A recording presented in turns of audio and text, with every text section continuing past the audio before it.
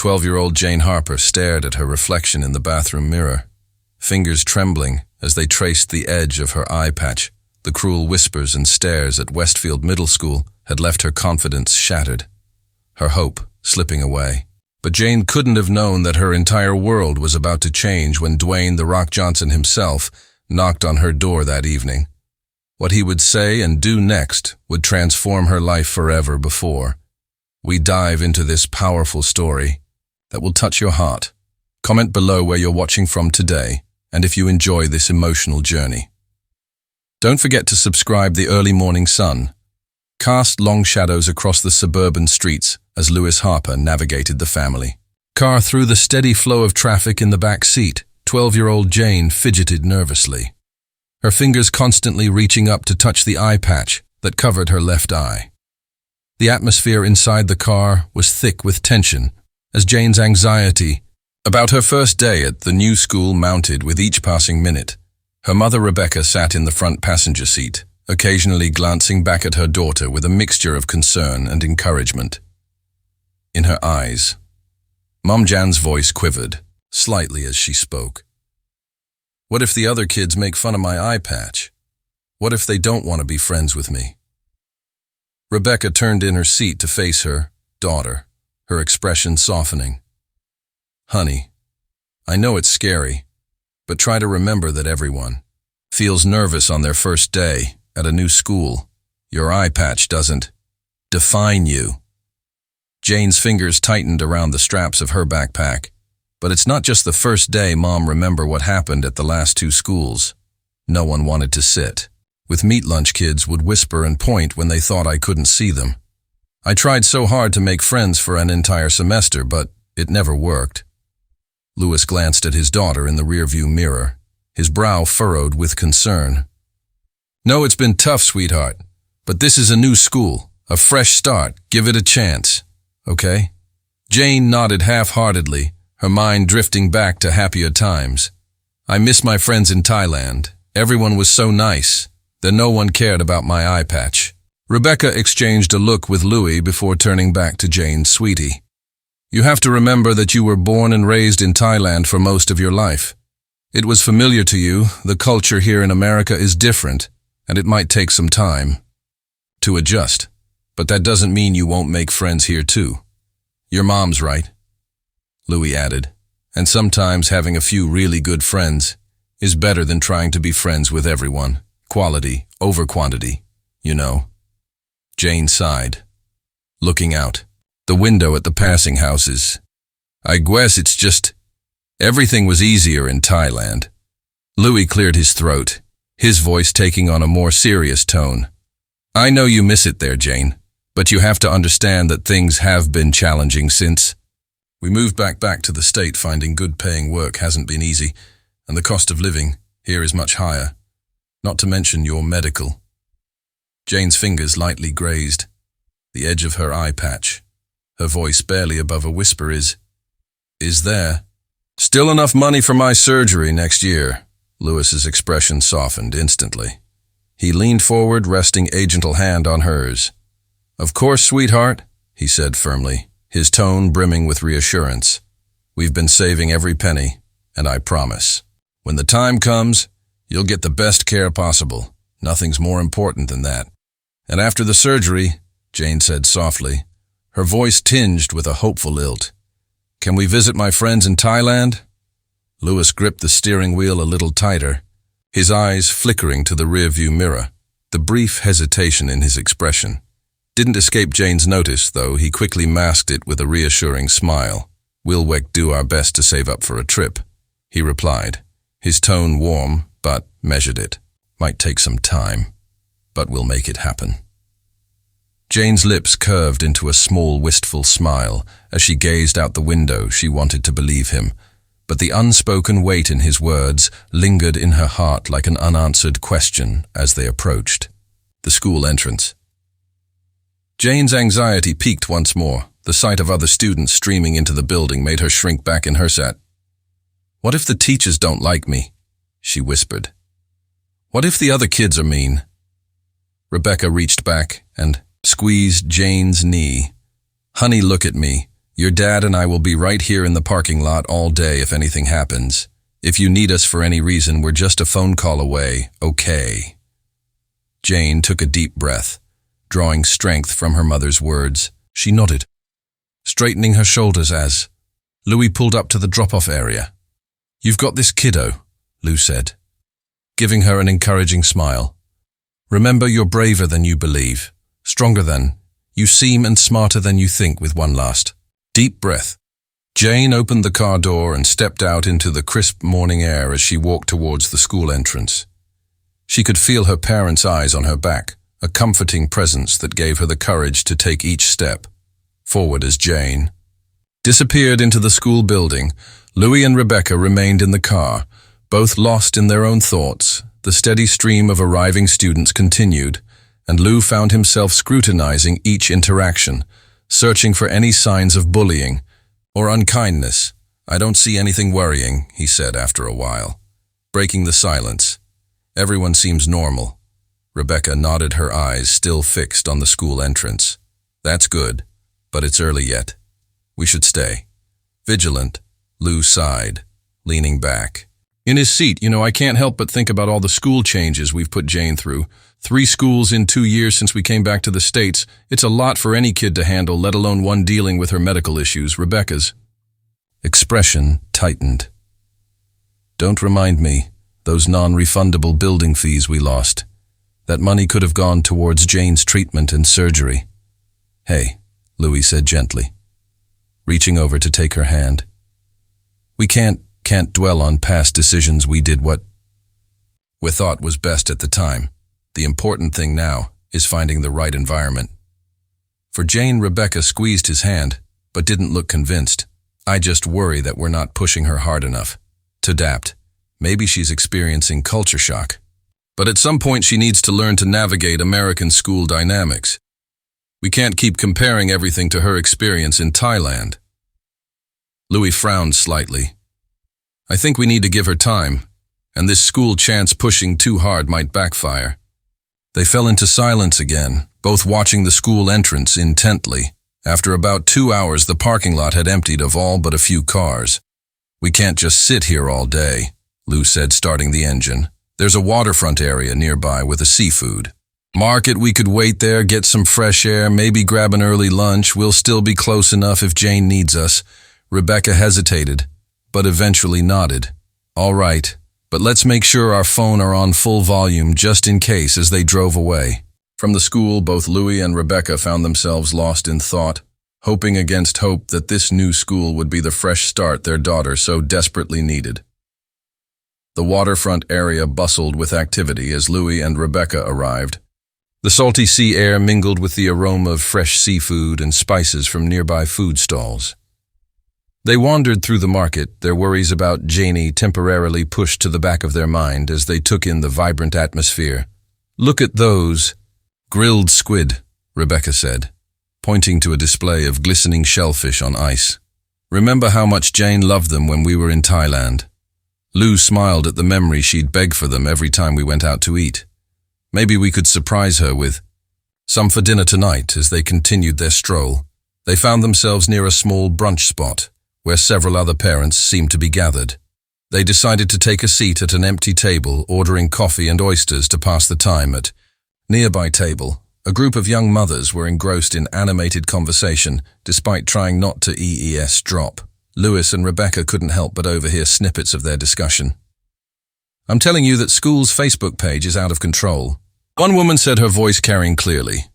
"People are sharing every little problem like it's some kind of achievement. It's exhausting. Why don't they just share real achievement?" Another woman chimed in. "But sometimes that's the only way to get things done. Have you seen how slow the police and government are these days? Unless something goes viral, they barely lift a finger." Rebecca shifted uncomfortably in her seat, the conversation hitting a little too close to home. She leaned into, whispered to Louis, "Maybe we should go. I'm not sure I want to hear any more of this." Louis nodded, checking his watch. "It's almost the school lunchtime anyway. We should go back and observe." As they stood to leave, Rebecca's eyes fell on a food stall selling spicy grilled squid salad. "Oh, Jane would love those. Should we get her some for lunch?" Louis hesitated. Lunch. Won't she be getting from school? Yes, but something extra. On the first day won't hurt. Right. Rebecca counted. I don't know. Rebecca bringing her. Special food might make her stand out even more. We want her to integrate, remember, but it might comfort her. Rebecca argued something familiar on a stressful day. After a brief debate, Rebecca's maternal instincts won out. They purchased the salad and headed back towards the school as they approached the cafeteria. Another disagreement arose. Rebecca wanted to take the food directly to Jane, while Louis worried it might draw unwanted attention. I'll just drop it off with the cafeteria staff. Rebecca, said, her tone leaving no room for argument. I won't embarrass her. I promise I will be discreet. She won't even seem. Louis reluctantly agreed, waiting in the car, while Rebecca entered the school. She found the cafeteria. Easily handing the takeaway container to a friendly-looking lunch lady. Could you make sure this gets to Jane Harper in 7th grade? Rebecca asked. Trying to keep her voice steady, the lunch lady smiled warmly. Of course, dear. I'll make sure she gets it. Before leaving, Rebecca took a moment to observe the cafeteria. It was clean and calm, with students chatting amiably at their tables. The sight eased some of her worries, and she returned to Louis with a slightly lighter heart as they settled back. Into their vigil in the school parking lot, both parents hoped that the familiar taste of home would bring a smile to Jane's face during her first day at the new school. The shrill ring of the school bell pierced the afternoon air, signaling the end of the school day. Louis and Rebecca sat up straighter, in their seats, eyes fixed on the school entrance as students began pouring out. They scanned the crowd anxiously, searching for Jane's familiar face when she finally emerged. Their hearts sank. Jane walked alone, her shoulders slumped and her gaze fixed on the ground. The hopeful, nervous energy she had exhibited that morning was gone, replaced by a palpable aura of dejection. As Jane climbed into the back seat, Rebecca turned to face her, a forced smile on her face. Hey, sweetie, how was your first day? Jane remained silent, her eyes downcast as she buckled her seatbelt. Louis tried. Next, his voice. Gentle. Did you make any new friends? How were your classes still? Jane said nothing. The silence in the car grew heavy as LS navigated through the after-school traffic. Both parents exchanged worried glances, their earlier optimism evaporating with each passing moment. The drive home was tense and quiet. Jane stared out the window, lost in her own thoughts, while Louis and Rebecca tried to respect her silence despite their growing concern as they pulled into their driveway. Jane was the first out of the car, rushing inside without a word once. In the house, Rebecca couldn't contain her worry any longer. She followed Jane to the kitchen where her daughter was, getting a glass of water. Honey, Rebecca said, gently, her voice light with affection as she glanced at Jane. How about the squid? Salad, did you enjoy it at lunch? We were at the fish market earlier and saw some fresh squid. It reminded me of how much you loved it back in Bangkok. At the mention of the food, Jane's fragile composure gave way. Her face crumpled and tears spilled over, streaking her cheeks in silent torrents before transforming into gut-wrenching sobs. Her hand, trembling with emotion, failed to hold onto the glass she was holding. It slipped from her grip, shattering against the kitchen floor with a piercing crash that seemed to echo her breaking heart. Rebecca rushed forward, her own eyes brimming with unshed tears. Oh, sweetheart, she whispered, pulling Jane into her arms. It's okay. Let it out. I'm here. We're here. Jane clung to her mother, her cries muffled against Rebecca's shoulder, her small frame shaking. Lays appeared at the doorway, his face etched with worry. He knelt to carefully collect the shards of glass, giving Rebecca a silent nod to continue comforting their daughter. It's just so hard. Jane choked out her words, fractured by sobs. I miss everything. I miss how I choosed to be. Rebecca held her tighter, stroking her hair. I know, my love. I know, and we're going to get through this together every step of the way. No, you don't understand. Through her tears, Jane began to speak, her words coming out in broken gasps. It was it. was awful. Mrs. Roselle, the homeroom teacher, she made fun of my eye patch. Rebecca and Lewis exchanged shocked glances. What do you mean, honey? Rebecca asked, her voice trembling. Jane took a shaky breath, trying to steady herself as she spoke. During class introductions, she made a joke about me. She said I looked like a pirate, and that pirates steal and kill people. Everyone laughed at me. They started calling me pirate. Rebecca's arms tightened around Jane as her words spilled out in sobs. She said. What Rebecca whispered, her voice trembling with barely contained anger. She called you a pirate in front of the class. That's completely unacceptable. Lewis's jaw tightened, his expression hardening with anger. But he stayed quiet, allowing Jane to continue. Jane sniffled, her words halting. It got worse after that. Everyone kept calling me Pirate Jane. I tried to laugh it off, but they wouldn't stop. And then Jane sobbed, her voice breaking. There was this future dream job. Fun day. I didn't know about it, so I didn't have a costume. Rebecca nodded encouragingly, her heart breaking for her daughter. But there was this boy, his name's Roy. He came in dressed like a boxer, and then the teacher said it was great to see someone dressed for success, like his dad M. But when I said I didn't have a costume, she said, oh, maybe you can be a pirate when you grow up. And everyone laughed again. Her voice broke and tears poured. A new Mrs. Roselle made me participate, Jane whispered. She said my eye patch was costume. Enough, and made me be the bad person for Roy to practice. Beating up everyone laughed. It was humiliating. Rebecca's face twisted in a mix of heartbreak and rage. Jay, that's bullying. What she did is bullying, and it's not okay.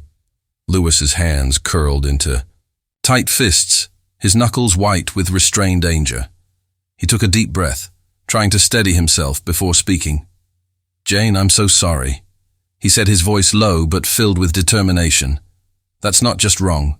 It's completely unacceptable. No teacher has the right to treat. You like that? Jane nodded, sniffling as she wiped at her cheeks with trembling hands. I couldn't take it, she admitted, her voice breaking. I ran out of the classroom crying. I spent the rest of lunch hiding in the principal's office. I never even got to eat the salad. As if suddenly remembering, Jane reached into her backpack and pulled out the now soggy container of squid salad. She opened it, the smell of cold seafood filling the kitchen, despite its unappetizing appearance. Jane began to eat it hungrily, her tears mixing with the food. Rebecca moved to stop her, concerned about the food's safety after sitting out all day. But Louis gently held her back. They watched in silence as their daughter devoured the meal, a physical representation of the comfort she'd been denied all day. Louis stood up, his jaw clenched, pacing a few steps before running a hand through his hair. This Mrs. Roselle. What kind of teacher does that to a child? He muttered under his breath. His fury was barely contained, but he forced himself to stay calm for Jane's sake. That teacher humiliated you, Jane. She made you a target for the other kids. This isn't something we're letting slide. I'll be talking to the school first thing tomorrow. Jane shook her head, panic in her tear-filled eyes. No, Dad. If you say something, it'll just get worse. They'll tease me even more. Rebecca gently cued Jane's face, looking into her daughter's eyes. Honey, standing up for what's right is never easy. But it's important. What Mrs. Zell did was wrong, and we need to make sure she doesn't treat anyone else this way. After finishing her meal, Jane looked up at her parents. Her red, swollen eyes shimmered with a determination they hadn't seen before. I'm not going back, she said firmly, her voice unyielding. I'm not going back to that school with this eye patch. I can't. Not again.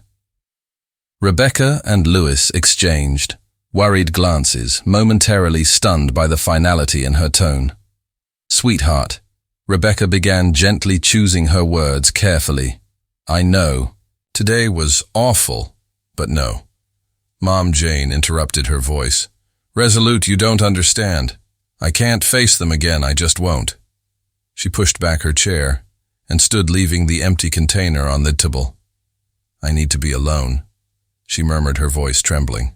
As she turned and walked toward her room moments later, the soft click of her door closing punctuated the silence that settled over the dining room. Rebecca and Louis sat frozen for a moment, the weight of Jane's words pressing down on them like a heavy fog. Finally, LS exhaled deeply, running a hand through his hair. "This is beyond unacceptable." "Rebecca," said her voice laced with anger, "that teacher needs to be held accountable. We'll make sure this doesn't happen again." He stood abruptly, her mind already spinning with thoughts on how to approach the school administration in the morning before she could say more. The sound of LS's phone vibrating on the counter broke the tension. Rebecca glanced at the screen and frowned. "It's from your office." Lou sighed, pinching the bridge of his nose. "Of course it is," he muttered. "I'm sorry, darling. Duty calls. I took a full day's leave today, but still this." He kissed Rebecca lightly on the temple. "I'll be in my office upstairs. We'll talk more about this later. For now, let's give Jane some time to rest. And you two, don't overthink this. We'll figure it out together with that." And a kiss on Rebecca's temple. He headed upstairs, leaving Rebecca alone with the remnants of dinner and her swirling thoughts. Rebecca watched Lou ascend the stairs, his phone pressed to his ear, already deep in conversation. The tension in the room was palpable, the echoes of Jane's tearful declaration still lingering in the air. She sighed, rubbing her temples as she sat back. Down at the table, her heart ached, for her daughter Jane had always been so spirited, so full of life. But the events of the day had clearly taken a toll on her. Rebecca glanced toward the hallway where Jane's bedroom door was closed, tightly a barrier between her in the world that had hurt her. She thought back to the conversation she had overheard at the market earlier that day about the power of social media to affect change. With a sudden burst of determination, she walked over to the living room and opened her laptop. Her fingers hovered over the keyboard for a moment before she began to type, pouring out the details of Jane's medical condition and the horrific experience she had endured at school. She was careful to omit the names of the school and the teacher, focusing instead on the broader issue of bullying and the need for greater understanding and compassion. After attaching a recent photo of Jane, Rebecca hesitated.